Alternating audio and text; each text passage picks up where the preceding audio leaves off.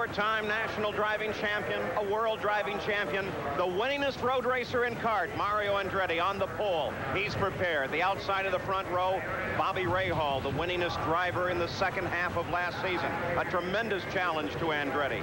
The field is now set and ready and awaiting the command. And to give it, Robert McCurry, the vice president of Toyota. Gentlemen, start your engines.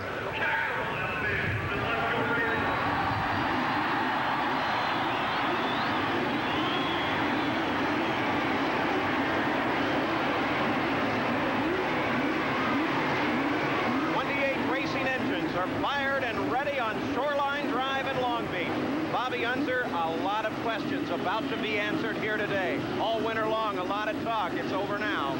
Well, it certainly is over. I'll guarantee you that all the mechanics, all the owners, and all the drivers are looking to see whether their testing has been right all year, whether they've made the right decisions on which car to buy, and etc. Today is the first race of the year. One of the most quality fields kart has ever seen begins now to pull away on Shoreline Drive. And we'll be back for the start right after this. As they're on the warm-up laps now, let's meet the starting field and take a look at the circuit at Long Beach. On the pole with a new track record is Mario Andretti, the defending champion here. Turn 1 and 2, very critical in entry, especially turn 1 because you're coming down from the highest speed on the course, about 190 miles an hour. You're slowing down to about 70. It's very, very important to enter very clean, exit properly so you can enter turn 2 immediately in a proper line. And alongside him is Bobby Rahal, certainly one of the best all-around drivers that we have on the kart circuit today, describing turn 3.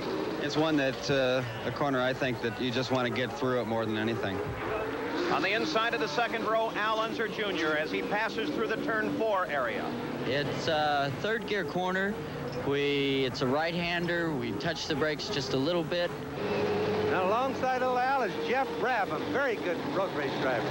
Turn 5 is pretty tricky for me because it always seems like you can brake a lot deeper into the corner than you really can, and it's very easy to get in there a little bit hot and miss the apex and just mess the corner up. So you've really got to have a lot of self-control going into the corner so that you don't go in too hard. Inside the third row, Emerson Fittipaldi, two-time world driving champion at turn 6. You have to get the right line coming because it's a very narrow corner. You go under the tunnel and it's dark and it's a bump. I don't like that corner. I don't like it at all. And alongside him from Italy, Bruno Giacomelli, an ex-Formula 1 driver. Turn number 7 is a very difficult corner because it changed gear just a while before from second to third, and this is also a change in asphalt there. It's a very difficult corner. Inside the fourth row, Canadian Jacques Villeneuve. Turn 8 is quite of an easy turn. It's a right-hand turn leading on the straightaway, but I think it's one of the most important turn because it leads again on the long straightaway where you need to hot brake at the end of that straightaway for turn 9. So it's really important turn.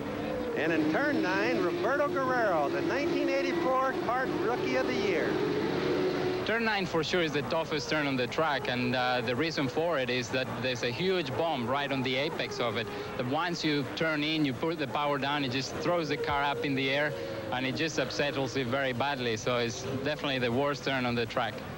Inside the fifth row, looking for his fourth kart win, Danny Sullivan in turn 10.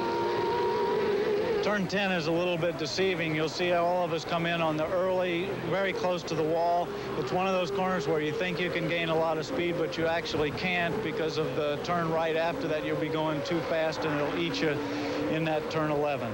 And turn 11 is important. Here's Jim Crawford, the fourth place finisher last year. Turn 11 is probably one of the tightest bends on any motor racing circuit in the world. If it's done right, it's relatively easy, but if you do it wrong, you get yourself in all sorts of bother that you'll never recover from.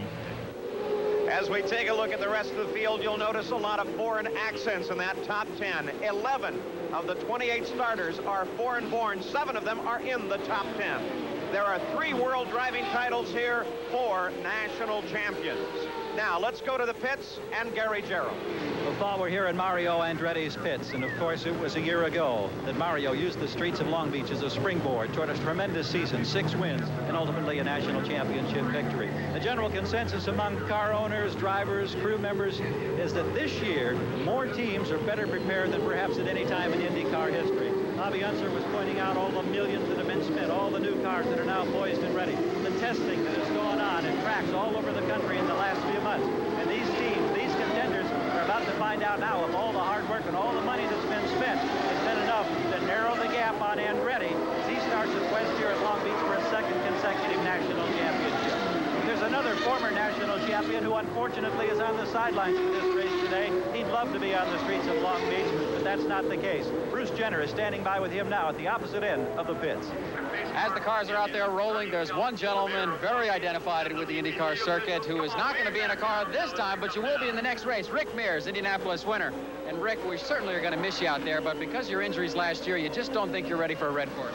Well, you know, we may have been ready, but we just thought it'd be the smart thing to do is to pass on this one and make sure we didn't do any damage before Indianapolis. So that was the main reason. There has been some changes because of accidents like yours and Derek Daly to the foot boxes in the cars, and it seems to be a step in the right direction. It definitely is. I think had it been that way last year, my injuries might not have been so severe, but you know, it's a step in the right direction, like you said, and I think it's really going to help. And they're going to continue on, and I think the 86 rules will be even better yet. So it's going the right way, like you're talking about. Cars are out there on the track getting ready for the green flag. How's your heart doing? It's beating pretty good right now. I'd much rather be out there than in here. I can't blame you. It's whatever it takes. All right, next month. Next month, okay. Paul?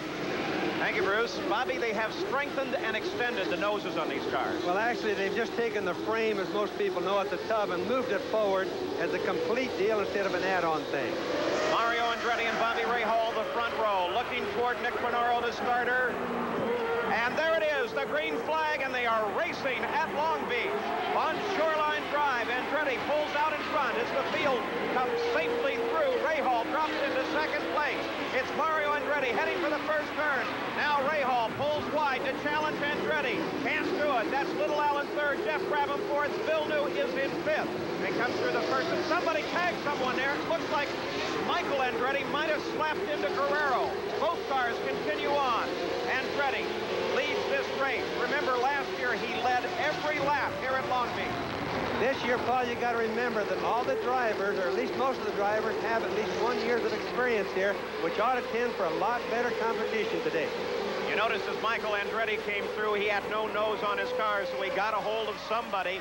Jose Legarza off in the first turns as well, so apparently 3 cars together on that accident. Turn 9. Oh, look at the cars getting the air, Paul. They absolutely almost come off the ground on that bump. It's so bad. Object of controversy, the bump in turn 9 is at the apex. They have to go over it.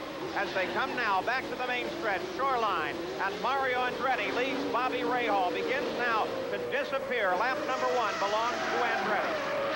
If you'll notice, coming off of turn 11, Bobby Rahal got very sideways, and that's pretty hard driving for Rahal this early in the race. Andretti continues his lead. Rahal is 2nd in a March. Little Al in a Lola is 3rd. So Lola, March, Lola at the front of this race. Well, it looks like Bobby Rahal's on the defense. He's defending from Little Al rather than chase Mario right now, and that's really going to help Mario with a little bit of a buffer. The battle is for 2nd place. It's Bobby Rahal trying to hold off Little Al, but Little Al is right there. And look at him. Boy, he's chopping at him. He's pushing him hard under the garage area. Little Al closing down. Something popped at the back of Rahal. Rahal straight off the course into the tire barrier. Paul, his left front tire made a sharp turn to the left. Something broke in the front suspension. So Bobby Rahal slides into the barrier. Looks like the car is done, and that moves Little Al up to 2nd. Everybody from Little Al on back benefits by 1 position.